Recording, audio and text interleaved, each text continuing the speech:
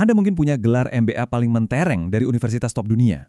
Tapi dengerin deh, ada satu hal penting banget yang nggak akan pernah diajarkan di ruang kelas. Dan justru, hal ini yang jadi penentu sukses atau gagalnya Anda. Ada aturan main tak tertulis di dunia bisnis. Dan hari ini, kita bakal bongkar semuanya. Coba deh renungkan kutipan ini. Ini bukan soal laporan keuangan atau strategi marketing yang rumit. Skill yang paling krusial, yaitu kemampuan membaca orang dan menggunakan pemahaman itu untuk mencapai tujuan, itu sama sekali nggak ada di buku teks manapun. Terus, gimana dong cara nguasain skill ini? Jawabannya ada di kecerdasan jalanan atau yang sering kita sebut street smarts. Eits, jangan salah paham dulu ya. Ini bukan soal jadi licik atau curang. Ini lebih ke soal mengasah intuisi, bisa paham apa yang nggak diucapkan, dan jeli melihat hal-hal yang dilewatkan orang lain. Oke, kita masuk ke rahasia pertama. Intinya tuh begini, semua situasi bisnis pada dasarnya adalah situasi antar manusia. Lupakan dulu deh soal spreadsheet dan proposal yang tebal-tebal itu. Kalau Anda bisa benar-benar baca orang yang duduk di depan Anda udah pegang setengah kunci kemenangan. Caranya gimana? Bukan cuma dengerin sambil ngangguk-ngangguk aja. Anda harus mendengarkan secara agresif. Artinya, perhatikan jeda bicaranya, nada suaranya, topik apa yang dia hindari. Terus amati secara agresif juga, bahasa tubuhnya, kontak matanya, semuanya. Dan tips paling penting, kurangi ngomong, banyakin merhatiin. Anda bakal kaget betapa banyaknya informasi yang bisa didapat saat Anda diam. Contoh paling nyata nih, Richard Nixon. Bayangin, dalam 2 pertemuan yang beda, dengan orang yang beda, dia ngucapin kalimat yang persis sama, kata per kata. Artinya apa? Dia itu nggak benar-benar ngobrol sama orang. Dia cuma ngejalanin skrip di kepalanya. Dia ngelihat lawan bicaranya bukan sebagai manusia, tapi ya sebagai sosok kaku aja. Nah, ini petunjuk besar. Orang tuh sering banget tanpa sadar membocorkan sifat asli mereka. Pengen tahu cara paling cepat buat baca karakter seseorang? Udah lupain deh meeting berjam-jam di kantor. Coba deh ajak mereka main golf. Serius, dalam satu putaran golf Anda bisa belajar soal karakter mereka jauh lebih banyak daripada rapat 100 jam. Kenapa bisa gitu? Soalnya pas lagi santai tapi tetap kompetitif, topeng profesional mereka itu pelan-pelan lepas. Coba perhatiin deh, ada orang yang asal ambil pukulan gimme tanpa nanya. Nah, di bisnis, dia juga bakal ngarep bantuan tanpa mau minta baik-baik. Ada yang curang soal handicapnya? Hati-hati, dia juga bakal coba curang pas negosiasi. Hal-hal sepele di lapangan golf ini sebenarnya sama sekali nggak sepele. Ini cerminan langsung dari cara mereka berbisnis. Oke, jadi Anda udah bisa baca orang lain.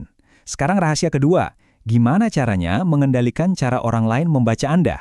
Ini bukan soal jadi orang palsu ya, ini tuh seni. Seni membentuk kesan biar orang lain pengen melakukan apa yang Anda mau. Bukan karena dipaksa, tapi karena persepsi positif yang Anda ciptakan. Contoh gampang ya, marah-marah ke petugas tiket atau datang telat, itu ninggalin jejak negatif yang nempel terus. Sebaliknya, coba deh kasih ucapan yang merendah atau maafin kesalahan kecil orang lain. Itu justru bisa membangun citra positif yang kuat banget. Intinya apa? Setiap interaksi, sekecil apapun itu, adalah kesempatan buat ngebangun reputasi Anda. Ada cerita menarik nih, seorang editor perempuan sengaja pesan scotch, bukan air mineral, pas lagi makan siang bisnis. Kenapa? Bukan karena dia pengen minum, tapi dia mau ngirim pesan.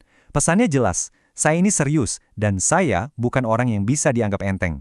Bayangin, kesan yang kuat udah terbentuk bahkan sebelum obrolan bisnis dimulai.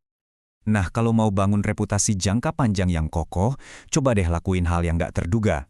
Jangan terlalu ngotot soal harga sampai sen terakhir.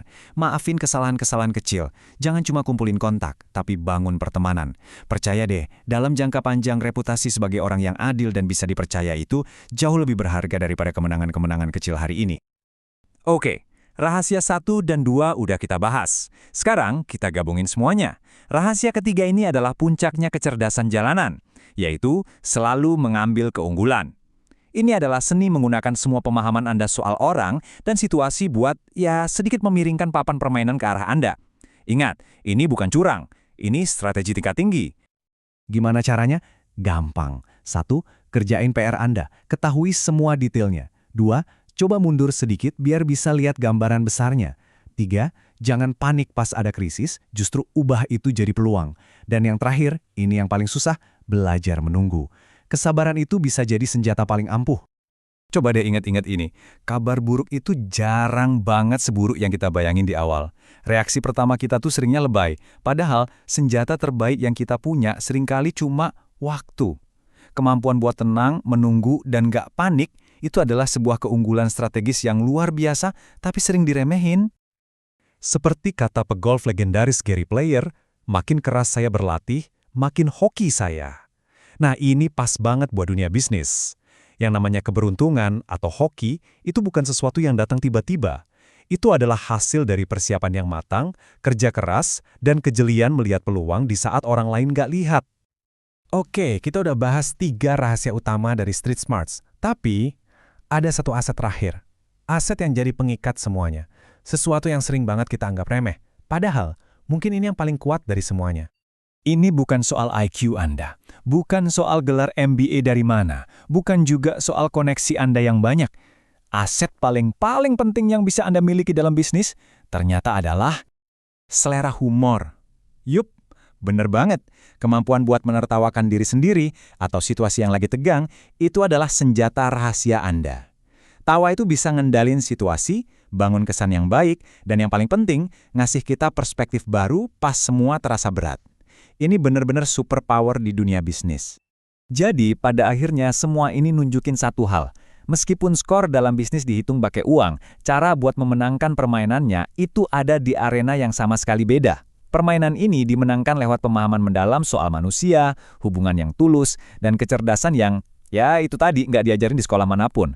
Gimana menurut kalian?